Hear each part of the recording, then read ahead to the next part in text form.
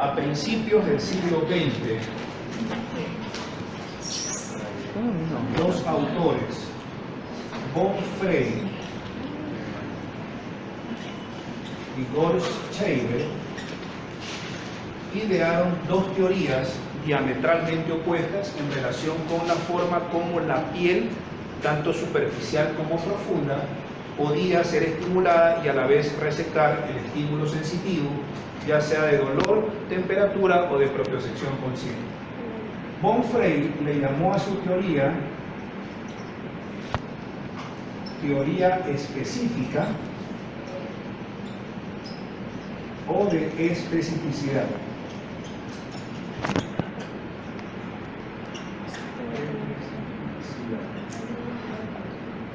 En cambio, Goldscheider, casi al mismo tiempo, ideó una teoría a la que le llamó teoría del patrón o sumación. Este fulano, von Frey, con su teoría específica, él decía que para cada estímulo existía un receptor específico.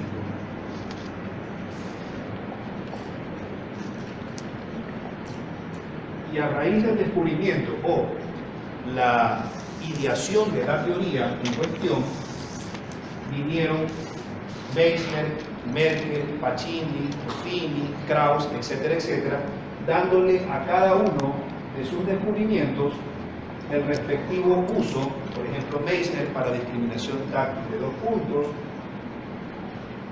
Pacini para vibración, Ruffini para distensión de la piel, Krauss para el frío, bla, bla, bla. O sea, cada uno de ellos en aquella época tenía como que su particular y específico sistema de actividad o de recibir el estímulo. Pero al mismo tiempo, el otro autor, Goldscheider, creó una teoría que era brutal y diametralmente opuesta, a la que le llamó teoría del patrón o sumación. Y él decía que los receptores eran totalmente inespecíficos. A medida que pasaron los años, básicamente casi más de la mitad del siglo XX, la teoría que siempre ganó y se mantuvo por lo menos hasta el 2000 y pico es la de von Frey.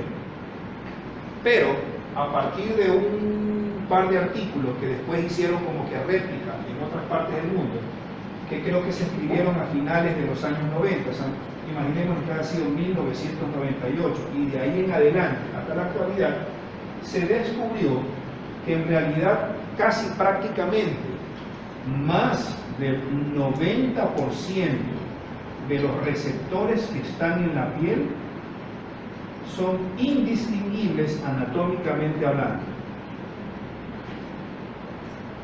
Al ser indistinguibles anatómicamente hablando, ya se perdía, por decirlo así, la característica forma de cómo hasta incluso esta época se sigue enseñando a los estudiantes de medicina de que existe un Meissner que sirve para esto, existe un Pacini que sirve para esto, existe un Krauss que sirve para esto. En realidad, lo que quiero decir es que todos estos receptores sí se mantienen en su descripción anatómica original, pero en realidad, en la realidad actual, probablemente no existen como existían y eran estudiados anatómicamente en el pasado. Porque en realidad, estudiándolos mucho mejor, con mejores microscopios de resolución y bla, bla, bla, estos receptores, por lo menos de cada 10 que nos topamos, 9 no son distinguibles anatómicamente hablando.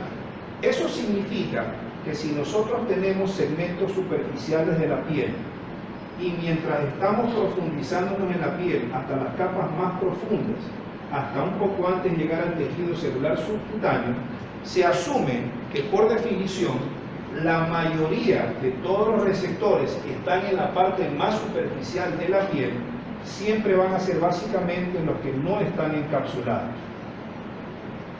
Sea el receptor no encapsulado que se les ocurra de cualquier texto. Y a medida que nos vamos profundizando hasta más o menos la mitad de la profundidad de la piel, los receptores se van encapsulando.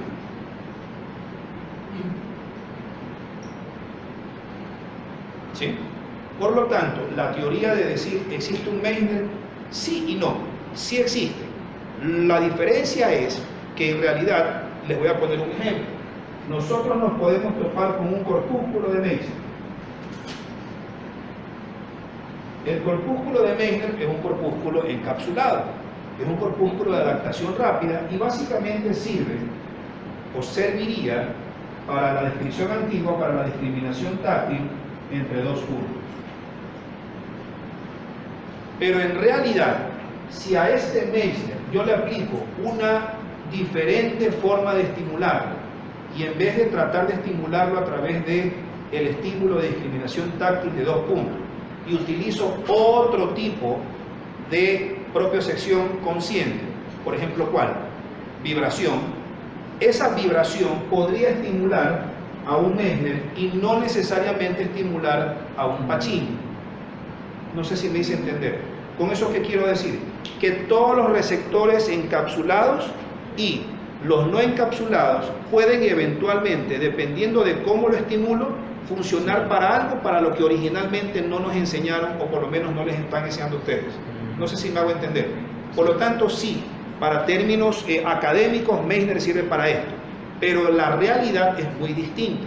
Un Pacini no solamente sirve para vibración. Si yo en forma muy adecuada a un Pacini lo estimulo con otro tipo de propiocepción consciente, lo puedo hacer. Y no necesariamente va a servir para lo que originalmente aparece en los textos. Por eso es que a medida que pasaron los años, y más o menos del 2000 para acá, que no es relativamente hace mucho tiempo, la teoría de von Frey, que antes fue la non plus ultra, prácticamente ya ha desaparecido. Y a este fulano, a quien no le pararon bola hace 100 años atrás, recién ahora dijeron, ups, este tipo sí estuvo siempre en la razón. ¿Sí me hice entender? Sí. Okay. Ahora, regresemos nos olvidamos de la historia y nos vamos a la parte de acá. En relación a la piel, esto se ha cambiado bastante. Y ahí de que Meissner existe en otros lados, bla, bla, bla, eso sí se mantiene como en cualquier texto o en particular en el texto que ustedes usan. Pero los cambios que voy a hacer son los siguientes. En relación a la piel, o sea, la piel en su parte más superficial, a eso me refiero, nosotros tenemos básicamente receptores no encapsulados, que son de adaptación rápida, sí, porque se supone que el primer elemento con el que el dolor se tiene que topar para ingresar a la piel es obviamente con la coraza que nos cubre por fuera, que es la piel. Entonces, a pesar de que son receptores de adaptación rápida, pero como están en la parte más superficial de la piel, son receptores no encapsulados, y a esos receptores no encapsulados de la piel le llamaremos terminaciones nerviosas libres, que son básicamente, se llaman libres porque no están encapsulados.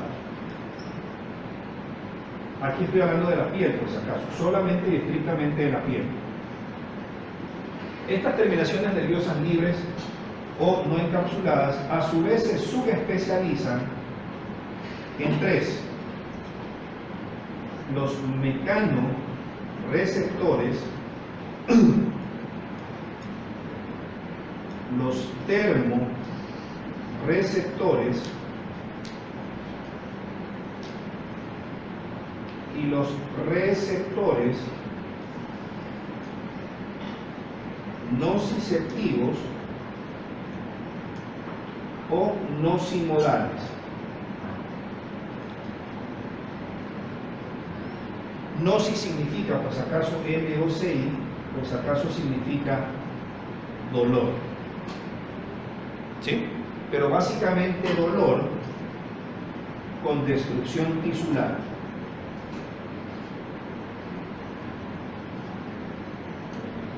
Ahora, los mecanoreceptores funcionan como receptores de dolor, pero dolor mecánico. ¿Sí? Los termorreceptores funcionan como receptores de dolor en la piel, pero bajo un estímulo térmico, pero obviamente que produce dolor. Pero lo que los hace parecidos es que estos dos primeros, a diferencia de los nociceptivos o nociceptores polimodales o nocimodales, estos de aquí no necesitan destrucción tisular. En cambio, en los receptores nociceptivos, nociceptores polimodales o nocimodales necesita haber de ley destrucción de tejido. Y el estímulo de estos receptores es el que básicamente tiene relación con la formación de las cicatrices, de las costras, del pus y bla, bla, bla. O sea, todo lo que es tejido de tipo citoquímico, etcétera, etcétera. En relación a los mecanorreceptores, los termorreceptores y los nociceptores polimodales o nociceptivos utilizan fibras para desde los receptores periféricos avanzar hacia el sistema nervioso central. Y cada uno de ellos utiliza dos tipos de fibras. Las fibras A delta y las fibras tipo C. Los mecanorreceptores utilizan fibras A delta y fibras tipo C. Los termorreceptores utilizan solamente fibras tipo C y los nociceptivos o nociceptores polimodales también utilizan fibras tipo C. Las fibras A delta utilizan para receptar y llevar el estímulo adecuadamente, excitatoriamente hablando, porque el dolor es excitatorio y lo contrario es inhibitorio. Todas estas fibras A delta utilizan glutamato y aspartato, que vuelvo y recalco, es el neurotransmisor más excitatorio que tenemos y aproximadamente cubre por lo menos más del 70% de la sinapsis de tipo excitatorio. Las fibras tipo C utilizan sustancia P.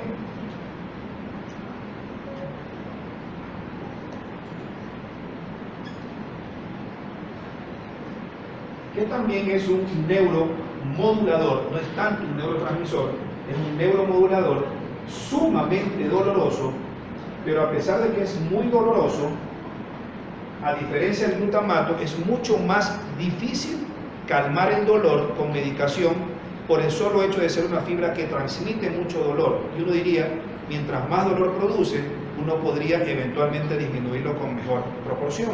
Pero vale esta aclaración, que todas las fibras que manejan sustancia P son básicamente fibras que, como están en relación con fibras tipo C, hacen que sea mucho más difícil calmar el dolor. Y específicamente, ¿qué hace que la fibra sea mucho más difícil de calmar su dolor cuando ellas transmiten este tipo de dolor? Porque da la casualidad de que las fibras tipo C son las únicas que pueden transmitir el dolor difuso. El dolor difuso, creo que no hablé de esto con otro grupo. No hablaba con esto, dolor difuso, no. Okay. No. Entonces, en relación con él, hablemos de temperaturas muy extremas y bla, bla, bla, creo que sí. Okay. Entonces, en relación con el dolor, para ya terminar esta parte, el dolor eventualmente es o localizado, al ser localizado lo hace más filogenéticamente nuevo, de adquisición nueva, esto creo que sí lo dije, y el dolor no localizado o difuso es un dolor de adquisición relativamente filogenéticamente mucho más antiguo. Por lo tanto, el dolor difuso también le llamaremos dolor protopático, creo que sí lo dije, y el dolor localizado lo llamaremos epicrítico. Este dolor localizado generalmente es el dolor de tipo punzante, esto creo que no lo dije, o hincante. O sea, una aguja que me pica, punzante o hincante. Yo puedo decir, ay, ahí me pichó, ahí me metió la aguja, bla, bla, bla. En cambio, el dolor difuso o protopático es un dolor de pésima localización. No puedo describir exactamente.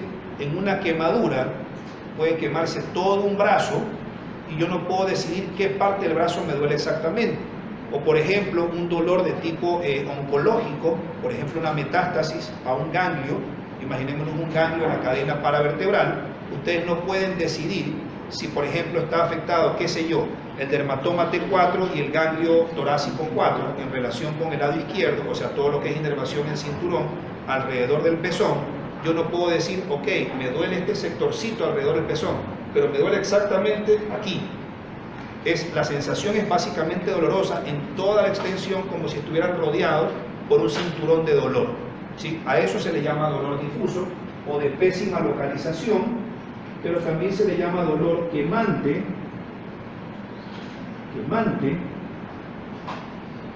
ardoroso,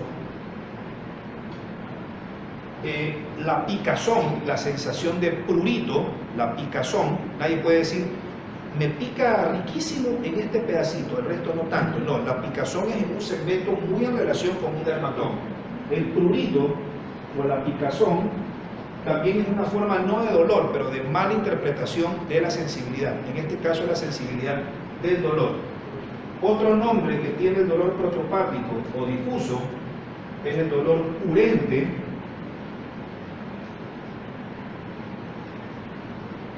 lancinante, como que fuera un corrientazo eléctrico que se transmite, y también se le suele decir terebrante. Son términos muy parecidos, con ciertas modificaciones en su descripción cada uno de ellos, pero básicamente todos estos son los conceptos más comunes o la descripción más común para un mismo tipo de dolor que tiene el mismo tipo de fisiopatología. A ver, ¿qué iba a decir después de esto? Ok.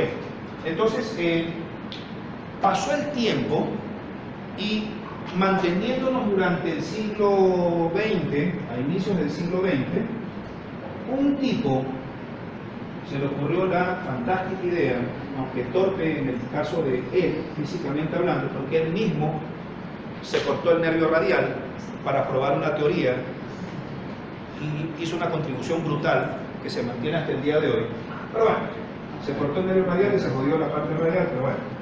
La cuestión es que este fulano, apellido Head, creo que fue en 1905, él mismo se cortó básicamente todo el sector de la inervación cutánea en relación con el nervio radial. Y el tipo se dio cuenta, al paso de las semanas y de los meses, que había perdido, pues, obviamente, la capacidad para receptar X, Y y Z y varias modalidades sensitivas en el mismo segmento en relación con la inervación del nervio radial. Y el tipo se dio cuenta que el sector en sí mismo lesionado tenía dos sitios donde habían modalidades sensitivas diferentes. Había un sitio al que él consideró como el centro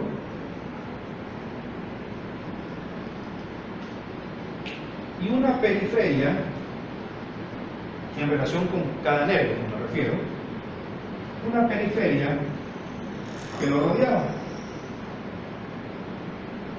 Y se dio cuenta que en el centro, básicamente, lo que siempre se perdía y prácticamente no se recuperaba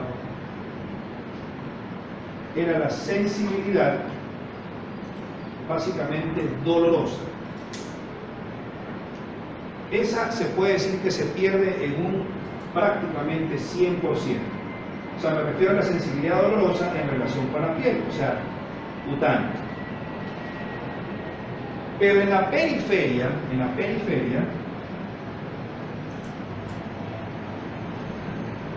se mantenía el dolor poco localizado. Por lo tanto, en el centro lo que se perdía era el dolor muy bien localizado. Pero en la periferia, en derredor de ese centro donde se perdía el dolor muy bien localizado, se perdía tenuemente el dolor poco localizado, o sea, el dolor difuso. Lo mantenía, pero lo mantenía en forma muy tenue, pero mantenía la calidad de cierto grado de recepción del dolor poco localizado.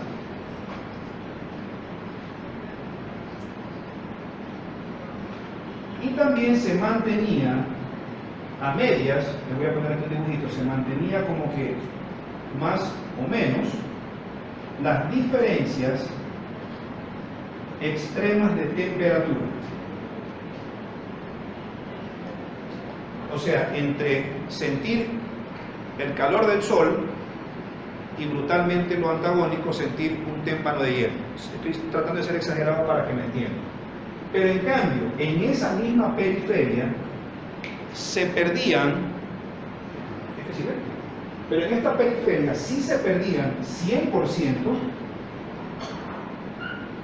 el tacto fino, o sea, la capacidad de discriminar finamente con el pulpejo de los dedos algo que estoy cogiendo, o tocando, o apreciando. Se perdían las diferencias menores de temperatura, o sea, discriminar entre algo no tan caliente y diferenciarlo de algo no tan frío. Por lo tanto, en relación a temperatura, no es lo mismo decir algo extremadamente caliente y yo lo puedo diferenciar de algo extremadamente frío, a diferenciar algo no tan caliente de algo no tan tirando a frío. La diferencia extrema de temperatura es acá, pero en cambio las de acá son un poco menos extremas. A eso me refiero. Entonces, esa capacidad sí se perdía, las diferencias menores de temperatura,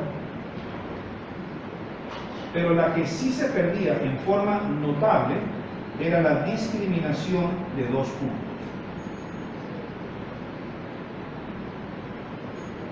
A partir de este concepto, se le ocurrió a este tipo, bueno, entonces tiene que haber algo que me explique por qué sucede este cambio en relación con esa sensibilidad y los otros tenues cambios en otra sensibilidad y los otros cambios en ausencia en las otras sensibilidades.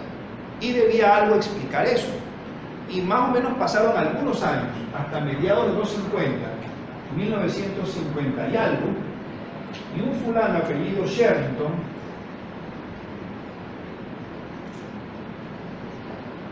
describió lo que eran los dermatomas.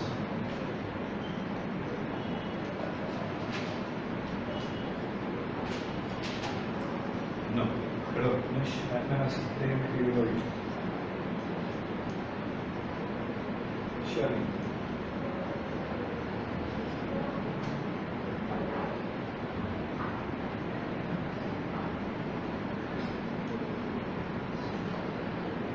¿Sí? Que creo que lo van a mencionar después de un rato. ¿Okay? Para terminar, esta parte de los receptores,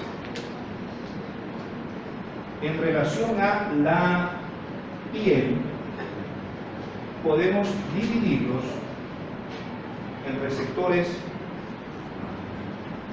cutáneos y los subcutáneos. En relación con los receptores cutáneos están ubicados obviamente en la piel superficial y muy en particular con lo que le vamos a llamar piel glabra o lampiña, o sea, sin pelo. Estos receptores cutáneos son el de Meissner, si queremos mantener el nombre anatómico previo, y el de Merkel. El de Meissner es un receptor de adaptación rápida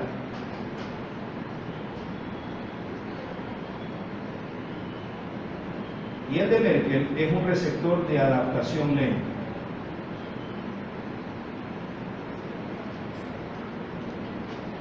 En cambio, los subcutáneos están ubicados, obviamente la palabra mismo lo dice, en el tejido celular subcutáneo, pero se encuentran en la piel con pelo y sin pelo. Y entre estos tenemos también dos: Pacini y Ruffini. Los de Pacini son de adaptación rápida y los de Ruffini son de adaptación lenta.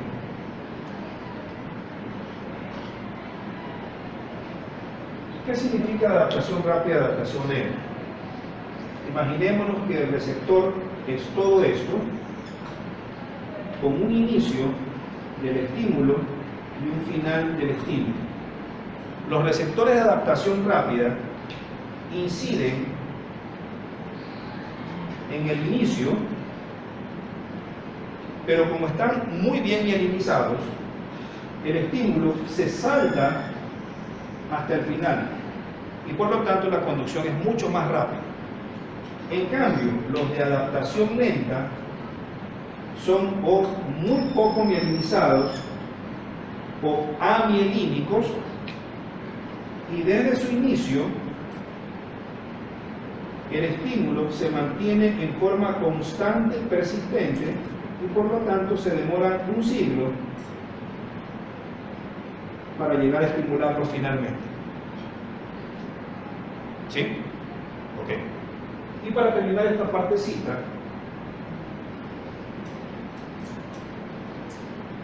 un esquema, y lo pueden comparar con el libro después para los dos, lo que les digo ahorita y lo que está en el libro lo unen. En la piel glabra, en particular lo que suele haber es corpúsculos de Meissner, corpúsculos de Merkel y terminaciones nerviosas libres.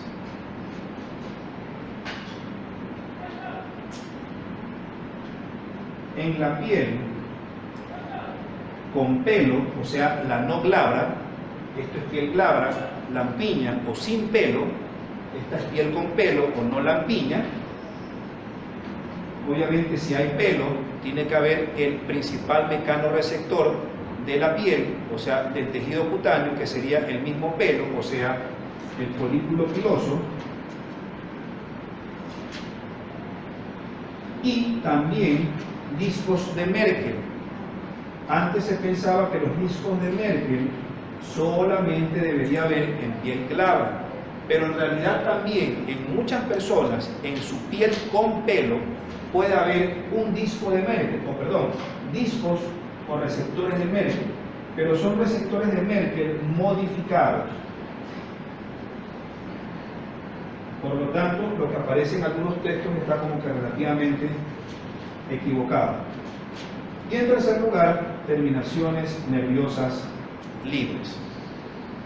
Y para terminar, ya sea en la piel con o sin pelo, pero en relación con el tejido celular subcutáneo, o sea, ya por debajo de la epidermis y de la dermis, siempre vamos a encontrar o Pacini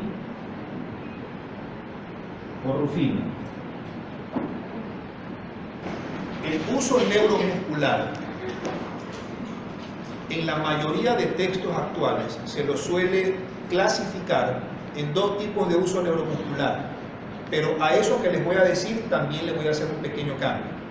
El uso neuromuscular es básicamente la concentración alrededor de una cápsula de tejido conectivo que en su interior está conteniendo lo que contiene un uso neuromuscular, que son las fibras intrafusales.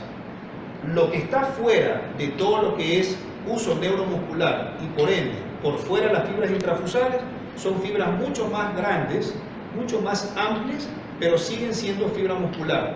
Lo que la diferencia es que es mucho más grande y por estar por fuera de la cápsula que rodea al interior de las fibras intrafusales se les llama fibras extrafusales.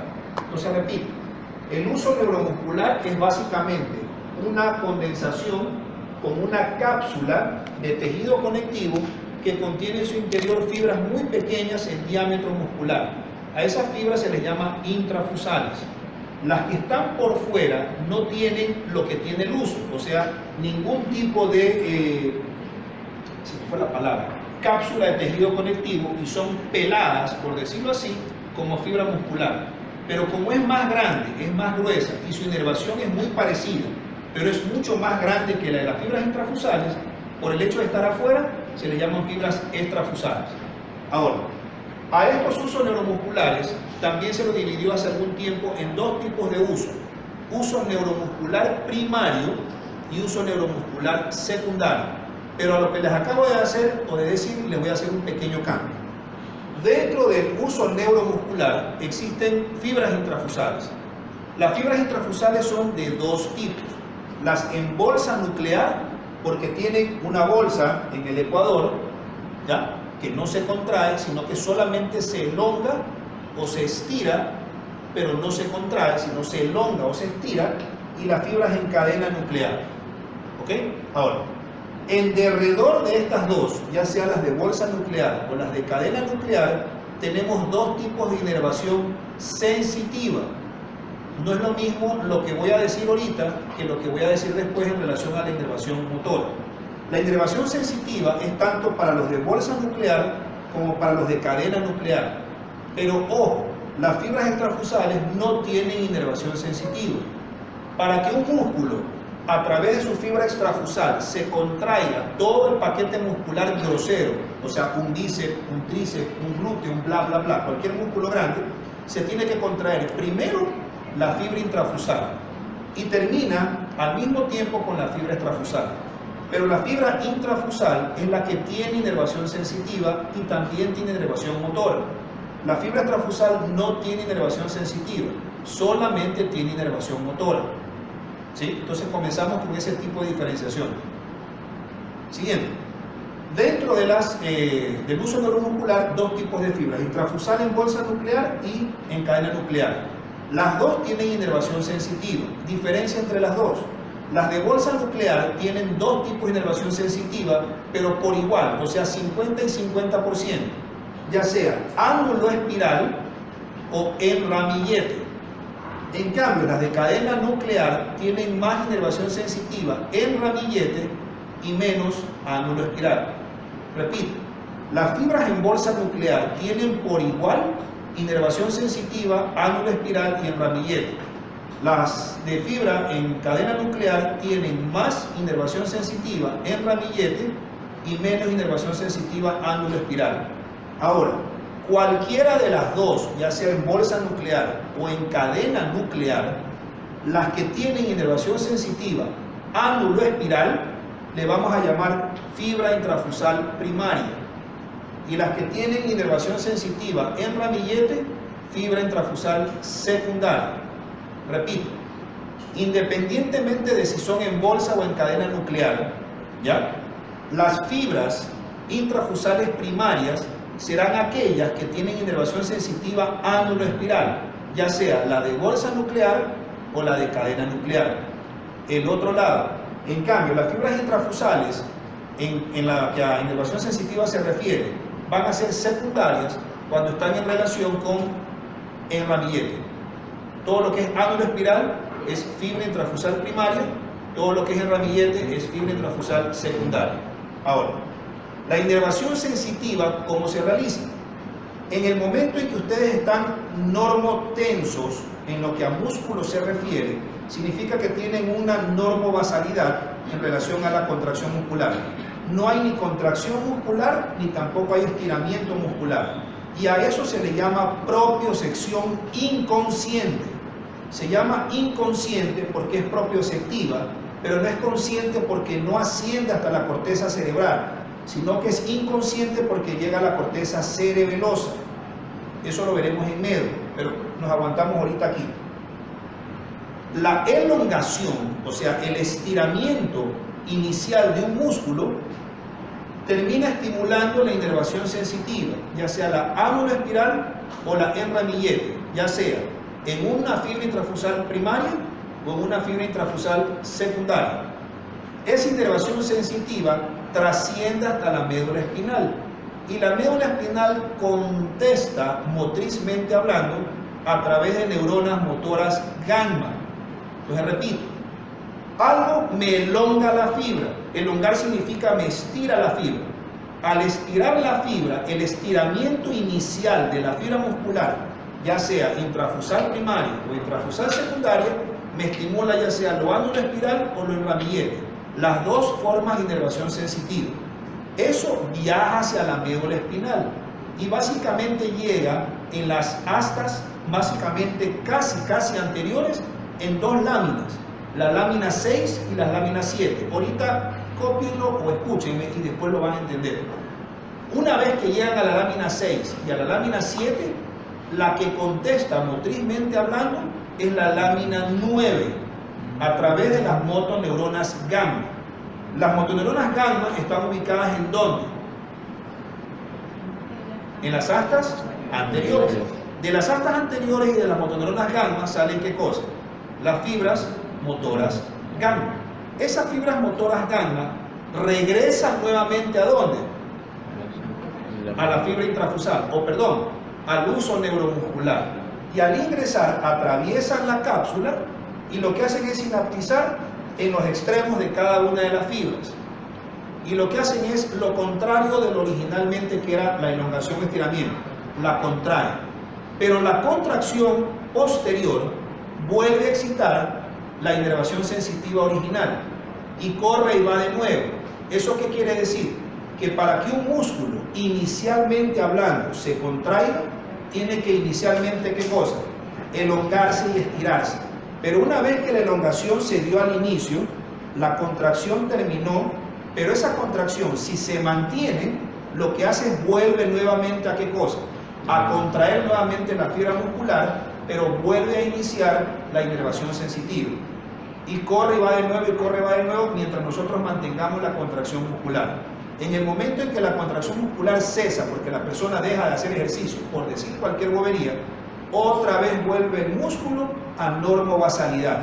Y a eso se le vuelve a llamar propiocepción inconsciente. El músculo está tranquilo, vuelvo de nuevo a elongarlo, o sea, inicio nuevamente la actividad muscular y para iniciarla tengo que volver a elongar el músculo. Vuelvo a estimular la inervación sensitiva, va hasta la médula, llega hasta la lámina 6, la lámina 7, de ahí bajan a la lámina 9. En la 9 están las motoneuronas gamma. De las motoneuronas gamma salen las fibras gamma y esas fibras gamma vuelven a regresar ¿a dónde? Al uso neuromuscular, pero ya lo hacen en los extremos de cada una de las fibras. Ahora, un también pequeño cambio. Las fibras gamma que salen de las motoneuronas gamma a su vez son de dos tipos: gamma dinámicas y gamma estáticas. Las gamma dinámicas terminan en los usos neuromusculares, en las fibras intrafusales, pero que contienen inervación sensitiva ángulo-espiral. En cambio, las otras se llaman motoneuronas gamma con fibras gamma estáticas. Esas terminan en las que son en ramillete. No sé si me entendieron. Repito. A su vez, las motoneuronas gamma, que originalmente eran una sola, también han cambiado de nombre. O no cambiado de nombre, se han subdividido. Ahora hay gamma dinámicas y gamma estáticas. Las gamma dinámicas terminan ¿en dónde? En las fibras intrafusales que tienen inervación sensitiva a ángulo espiral. Las otras gamma son gamma estáticas. Esas terminan en las que tienen inervación en ramillete. ¿Cuál es la diferencia? Si quieren, copienlo ahorita. Y ahí parqueamos un ratito y después regresamos para terminar. Las fibras intrafusales primarias, porque tienen que tener alguna característica, ¿no? Descargan proporcional a la velocidad de estiramiento muscular. Descargan proporcional a la velocidad de estiramiento muscular y son independientes de la longitud de estiramiento muscular.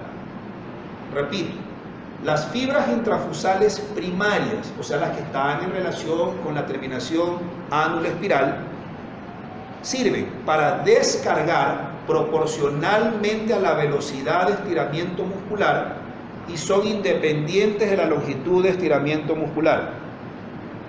Las otras, las fibras intrafusales estáticas,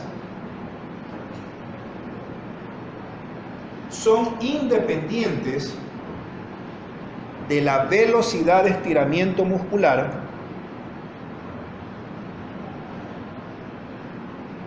y descargan proporcionalmente a la longitud de estiramiento muscular.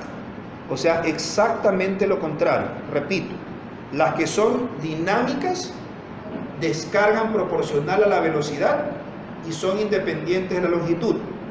Las estáticas hacen lo contrario, son independientes de la velocidad y descargan proporcional a la longitud. En términos generales, y si quieren ya nos quedamos ahí y termino con ustedes, estoy mucho más lento, también estoy cansado. Para que me entiendan con un ejemplo grosero. las que tienen capacidad dinámica, cuando se lesionan, se exacerba su función. Las que tienen capacidad estática, cuando se lesionan, también exacerban su función. Para que me entiendan más o menos lo que voy a decir.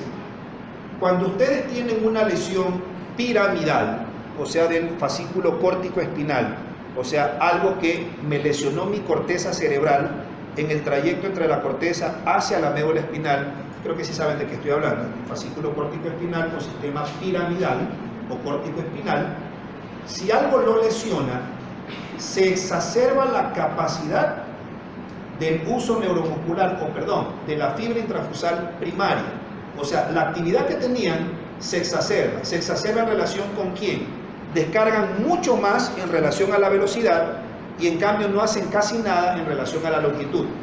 En el otro espectro, las patologías que son extrapiramidales, o sea, que no tienen que ver con el sistema piramidal, hacen lo mismo, pero al revés. ¿Sí? O sea, descargan mucho más en relación a la longitud y no lo hacen prácticamente en nada en relación a la velocidad. O sea, exactamente lo contrario, pero en demasía a lo que normalmente hacía. No sé si me hice entender. Creo que sí. Entonces les pongo un ejemplo. Cuando una persona tiene una lesión piramidal, o sea, algo me lesionó o la corteza o el trayecto del sistema piramidal a través del fascículo córtico espinal hacia la médula espinal, la característica clínica semiológica que ustedes van a ver en un paciente más predominante se va a llamar espasticidad.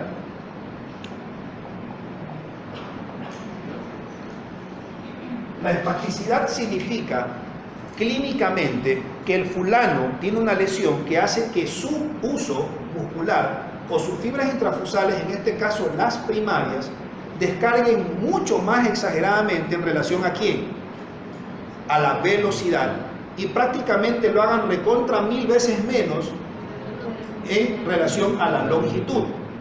¿Ok? Al hacer eso, ese efecto clínicamente hablando o semiológicamente hablando se llama espasticidad. En cambio, en las enfermedades extrapiramidales, y la que más van ustedes a ver, que es el Parkinson, es lo contrario. Estas descargan mucho más brutalmente en relación a la longitud, pero en cambio descargan recontra 1000 veces menos en relación a la velocidad. O sea, exactamente lo contrario. Y en esto ya no se llama espasticidad, sino rigidez. ¿Por qué hago esta aclaración? Porque es muy común ver en historias clínicas de residentes jóvenes, incluso de clínicos, en que ponen paciente bla bla bla. Al examen físico el paciente tiene espasticidad en el cuerpo izquierdo y rigidez. Es virtualmente imposible. Claro, alguien me va a decir, oiga, ¿y si a alguien le da un infarto cerebral y tiene espasticidad, le puede dar Parkinson? Sí, pero es más o menos como decir, tengo tuberculosis pulmonar y después de 10 años me da cáncer pulmonar. Es como que es un poquito jodido que hayan dos cosas graves en un mismo sistema. No sé si me hago entender. Es posible, pero virtualmente jodidísimamente imposible. ¿Ya? Entonces, si hay espasticidad, no puede haber rigidez. Y si hay rigidez, no puede haber espasticidad. ¿Sí? Esa era la idea de la diferenciación de esta cuestión.